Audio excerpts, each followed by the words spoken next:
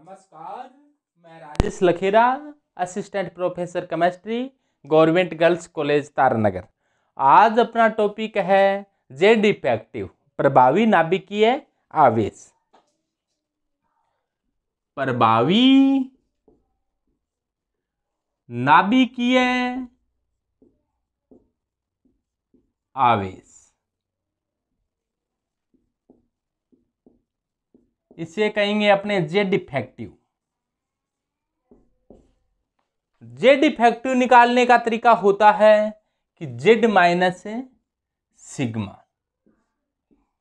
Z होता है वो नाभिकीय आवेश होता है, जेड नाभिकीय आवेश होता है, यानी कि नाभिक है वो नाभिक में न्यूट्रॉन व प्रोटॉन पाए जाते हैं और प्रोटॉनों की संख्या को जेड कहते हैं। नंबर ऑफ प्रोटॉन को क्या कहा जाता है? जेड कहा जाता है। और जेड पर प्रोटॉन पर पॉजिटिव चार्ज होता है और जितने प्रोटॉन होते हैं उसी को जेड कहा जाता है। और इलेक्ट्रॉनों पर चार्ज नेगेटिव होता है और इलेक्ट्रॉन है वो इलेक्ट्रॉनों को प्रोटॉन है वो आकर्षित करता है। इसी को क्या कहा जाता है? नाभिकीय आवेश। तो ये जेड जेड क्या होता है? परमाणु क्रमांक होता है। और परमाणु क्रमांक क्या होता है कि परमाणु की नाभिक में पाए जाने वाले प्रोटॉनों की संख्या को ही परमाणु क्रमांक कहा जाता है। तो जेड होता है वो परमाणु क्रमांक होता है। और सिग्मा होता है, इसे कहा जाता है परिरक्षण नियतांक। इसे कहा जाता है परिरक्षण नियतांक, शील्डिंग कोएफिशिएंट। परिरक्षण नियतांक शील्डिंग कोएफिशिएंट क्या होता है कि नाभिक में पॉजिटिव चार्ज होने के कारण इलेक्ट्रॉनों को नाभिक है वो अपनी ओर आकर्षित करता है। और प्रति इलेक्ट्रॉन लगने वाला, जैसे मान लो इस इलेक्ट्रॉन की बात कर रहे हैं, इस इलेक्ट्रॉन पर नाभिक कितना का आकर्षण बल लगा रहा है? तो नाभिक है वो आकर्षण बल लगा रहा है इस पर। लेकिन जो अंदर के इलेक्ट्रॉन हैं वो सभी मिलकर इस पर एक प्रतिकर्षण बल भी लगा रही हैं, यानी कि अंदर के जितने भी इलेक्ट्रॉन हैं वो सभी मिलकर एक इस पर प्रतिकर्षण बल भी लगा रही हैं। सभी मिलकर क्या लगा रही हैं? एक प्रतिकर्षण बल भी लगा रही हैं। इसी को क्या कहा जाता है? परिरक्षण प्रभाव कहा जाता है। परिरक्षण प्रभाव।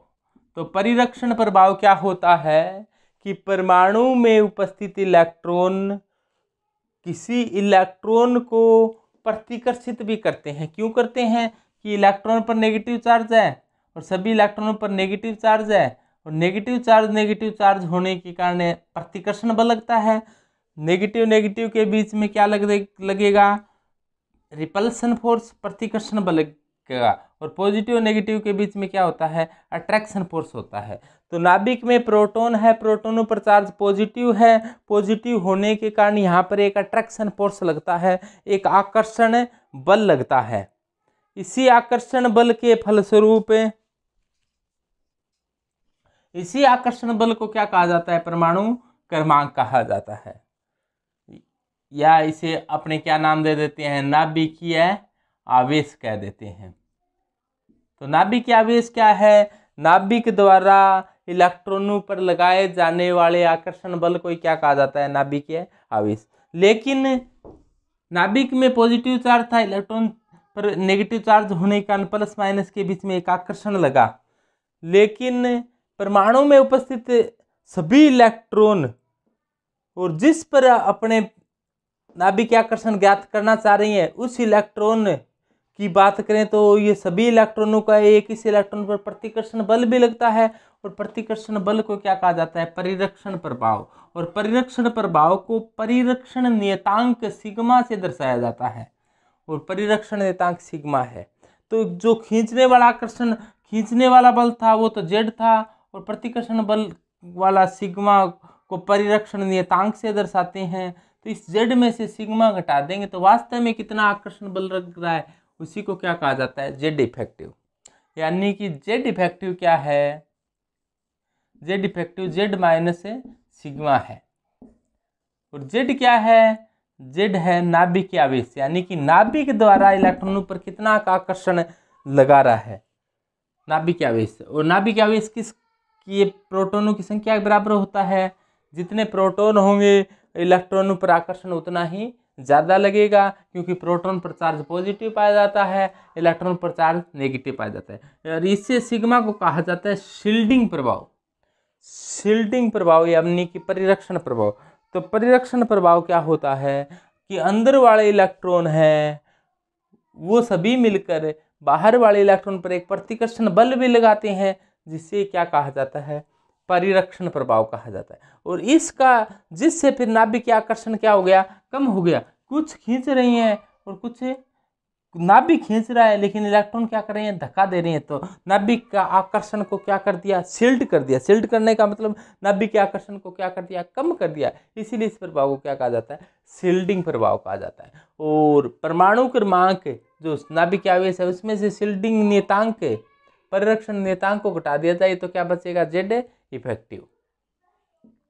तो जेड इफेक्टिव बराबर क्या हो जाएगा, जेड माइनस सिग्मा हो जाएगा। तो प्रभावी नाभिक आवेश समझ गए होंगे कि परमाणु में उपस्थित नाभिक है वो एक नाभिक है वो इलेक्ट्रॉन पर आकर्षण बल लगाती है, लेकिन नाभिक अंदर स्थित इलेक्ट्रॉनों द्वारा एक प्रतिकर्षण बल लगाया जाता है, जिससे फिर क्या हो जाता है, नाभिक के आकर्षण कम हो जाता है। इसी को क्या कहा जाता है, इसी को ही प्रभावी नाभिकीय आवेश कहा जाता है, यानी कि Z effective Z minus sigma कहा जाता है। तो ये बात सबसे पहले स्लेंटर ने बताई थी कि स्लेंटर के अनुसार परमाणु के अनेक इलेक्ट्रॉन एक इलेक्ट्रॉन को प्रतिकर्षित करते हैं। उस इलेक्ट्रॉन पर लगने वाला नाभिकीय आकर्षण बल कम पहुंच पाता है, तो नाभिकीय आकर्षण कम हो जाता है, जिससे को क्या कहा जाता है, प्रभावी नाभिकीय आवेश कहा जाता है। यानी कि जेड इफेक्टिव क्या हो गया, जेड माइनस सिग्मा हो गया। यानी कि सिग्मा तो क्या है, परिरक्षण नियतांक है। तो परिरक्षण प्रभाव क्या हो गया, परिरक्षण प्रभाव कि आंतरिक कोश के इलेक्ट्रॉनों द्वारा बाहरी कोश के इलेक्ट्रॉनों पर अंदर वाले इलेक्ट्रॉनों द्वारा परिरक्षण प्रभाव क्या है, अंदर वाले जितने भी इलेक्ट्रॉन हैं, यानी कि आंतरिक कोश के इलेक्ट्रॉनों द्वारा बाहरी कोश के इलेक्ट्रॉनों पर क्या लगाया जाता है, एक प्रतिकर्षण बल लगाया जाता है। इसी को क्या कहा जाता है, परिरक्षण प्रभाव कहा जाता है। जितना परिरक्षण प्रभाव बढ़ता है तो इस इलेक्ट्रॉन पर नाभिक की पकड़ ढीली हो जाती है, तो जेड इफेक्टिव का मान में क्या आ जाती है, कमी आ जाती है। यानी कि परिरक्षण प्रभाव बढ़ेगा तो सिग्मा बढ़ेगा, और सिग्मा बढ़ेगा तो क्या हो जाएगा, नाभिकीय आवेश क्या हो जाएगा, कम हो जाएगा। यानी कि आंतरिक कोश के इलेक्ट्रॉन हैं वो बाहरी कोश के इलेक्ट्रॉनों को प्रतिकर्षित करते हैं। इसी प्रभाव को क्या कहा जाता है, परिरक्षण प्रभाव कहते हैं। स्लेंटर ने परिरक्षण प्रभाव ज्ञात करने के लिए कुछ नियम दिए कि बाहरी कोश के इलेक्ट्रॉनों के लिए परिरक्षण नियतांक का मान 0.35 होता है।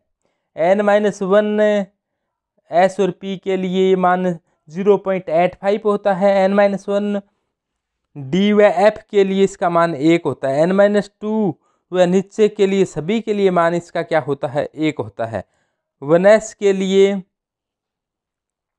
0.30 होता है। यानी कि सिग्मा है, सिग्मा ज्ञात करने के लिए कुछ नियम है, इसको समझो ध्यान से। ये बहुत ही सरल काम है। कैसे सरल है अभी समझ में आ जाएगा तुरंत प्रभाव से। परिरक्षण प्रभाव ज्ञात करना अब हुआ आसान।